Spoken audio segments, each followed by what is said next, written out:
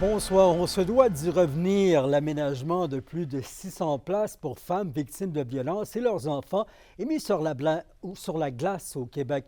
De ce nombre, Rwanda et Lassar qui attendent aussi l'approbation nécessaire pour ériger des lieux sécurisés. Un retour à la case départ désolant pour les intervenants dévoués à la cause. Les nouvelles sont encore mauvaises pour les organisations d'aide aux victimes de violences conjugales. C'est pourquoi leurs associations nationales se sont réunies pour partager leur désarroi à Montréal. Car malgré un bel engagement de 223 millions de dollars il y a 2 ans, Québec bloque maintenant les chantiers de projets de maisons sécuritaires pour protéger les conjoints, mais surtout les conjointes menacées. Et l'Abitibi-Témiscamingue doit aussi refouler des services en attente. On a eu de très mauvaises nouvelles le 1er mars, comme quoi nos 2 projets étaient stoppés. Donc, c'est des projets qui sont arrêtés en raison d'incohérences dans les programmes de financement du gouvernement. Des complications administratives qui ajoutent au tracas quotidien vécu sur le terrain. À vivre ces incohérences-là, à essayer de mettre en place des programmes, des ressources d'aide pour les femmes dans des programmes qui ne cadrent pas, bien, c'est du temps qu'on n'investit pas auprès des victimes de violences conjugales qui ont besoin de nous.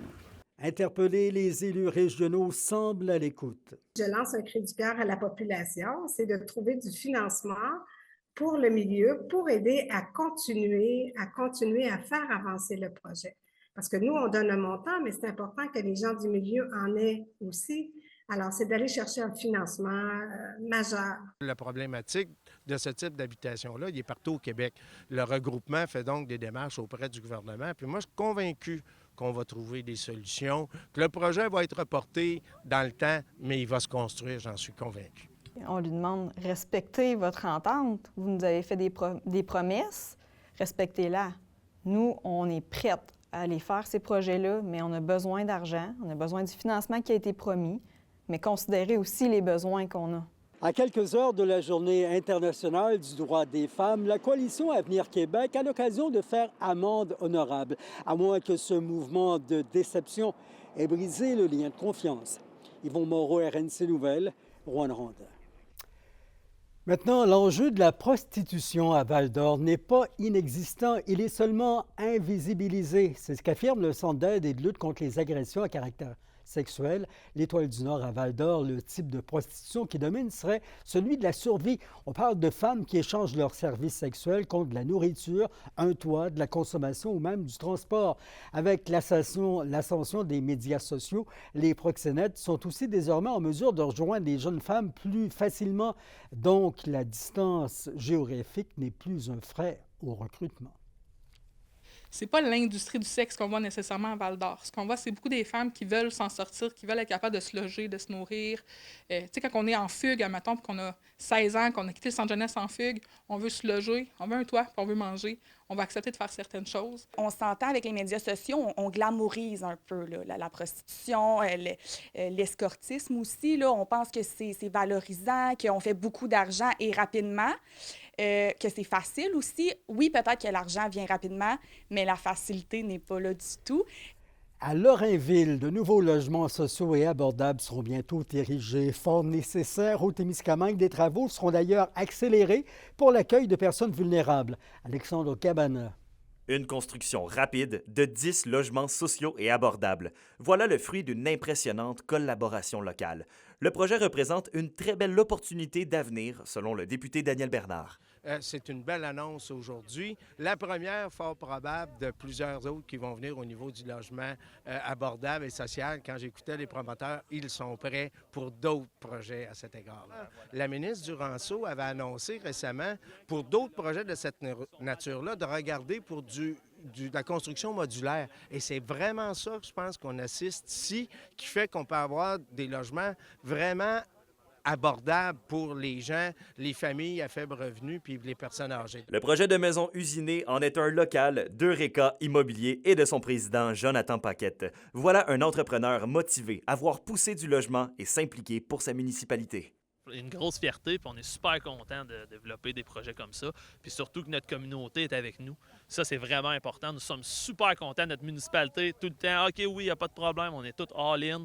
C'est super cool. Puis le gouvernement, il y a un beau programme. Je pense qu'il n'y a pas assez de gens qui l'utilisent. Nous, On tient énormément d'en faire, puis on veut continuer à en faire. Tant que le gouvernement continue, tant que les municipalités continuent à nous appuyer, notre MRC continue à nous appuyer, on va en faire tant qu'on peut. Le maire Jean Martineau parle d'une communauté en action et dynamique. Selon lui, de voir arriver des logements ne peut être qu'un bon signe pour la qualité de vie locale. Combien de personnes ou des personnes âgées sont obligées de quitter leur maison parce que ça coûte trop cher puis qu'ils n'ont plus de place à rester? Les RPA ferment une après l'autre. Donc, ils vont pouvoir venir rester dans ces loyers-là. Très fier de cette nouvelle. Puis, c'est le premier de plusieurs autres. Au final, l'annonce des 10 nouveaux logements sociaux pour Lorrainville, c'est surtout l'annonce d'un tout nouveau quartier pour une ville florissante. Selon le maire, il y aurait également un projet de CPE dans les cartons. Tous des projets qui devraient arriver, selon lui, plus tôt que tard. Alexandre Cabanan, à RNC Nouvelles, à Lorrainville. La Ville de Val-d'Or demande au ministère des Transports et de la Mobilité durable de restaurer le pont Champagne dans le secteur Vassan durant le conseil municipal. Ça a été fait. Construit en 1941, le pont couvert qui enjambe la rivière Vassan fait l'objet d'une protection patrimoniale depuis quand même 2001. Sa valeur historique témoignerait de la période de colonisation et du développement de la région durant les années 30. La structure est l'un des 2 derniers du type sur le territoire val-d'orien. La Ville qui avait sonné l'alarme en 2018 sur l'état du pont Champagne et avait demandé de repeindre celui-ci et de protéger l'intégrité de sa structure. Après avoir foulé les planches de la microbrasserie, le prospecteur à Val-d'Or hier au tour du QG d'accueillir ce soir 20h le Rouen Comédie. Il y aura les humoristes Guillaume Boldoc, Cyril Yves et Radi à l'animation. Soirée tout en humour où la bonne humeur et les fous rires seront de partie. Après le succès du prospecteur, ce soir, on file à Rouen, Noranda, pour le Rouen Comédie. Et on peut s'attendre à un show d'humour avec plusieurs humoristes, moi à l'animation et plusieurs humoristes qui vont s'enchaîner. Des humoristes de talent que je ramène de Montréal très souvent et avec qui on a du super fun dans cette super salle qui est le QG. Je ne sais pas si vous connaissez, mais si vous ne connaissez pas, allez-y parce que c'est vraiment une belle salle. Un 9e duel de la 117 a lieu ce soir à Rouyn-Noranda. Les Huskies, 2e de l'Association de l'Ouest et 4e au classement général, accueillent les Foreurs de Val-d'Or qui, eux, sont toujours derniers au classement de l'Ouest et au classement général. Et c'est un grand défi pour le Vert et Or qui tente de briser une série de 6 défaites quand même. Les Huskies ont le vent dans les voiles avec 7 victoires d'affilée. L'affrontement commence à 19h à l'Arena Glencore. Et les Forestiers d'Amos débutent leur parcours en série éliminatoire du hockey M18 3A. Le premier match de la troupe amosoise d'une série de 2 de 3 a lieu ce soir. Ils affrontent le Rousseau Royal Laval-Montréal. Les hommes de Sean Lenou se présentent à Montréal-Nord au domicile du Rousseau Royal. Avec un alignement de 20 joueurs, les Forestiers ont remporté leur dernier match de la saison contre l'Intrépide de Gatineau et ont terminé en 2e place de la division CCM dans le classement M18 3. Le printemps fait son petit bonhomme de chemin, le ciel qui demeure dégagé. D'ailleurs, ce soir, la nuit à venir, minimum de moins 10 au Témiscamingue, moins 14 en Abitibi.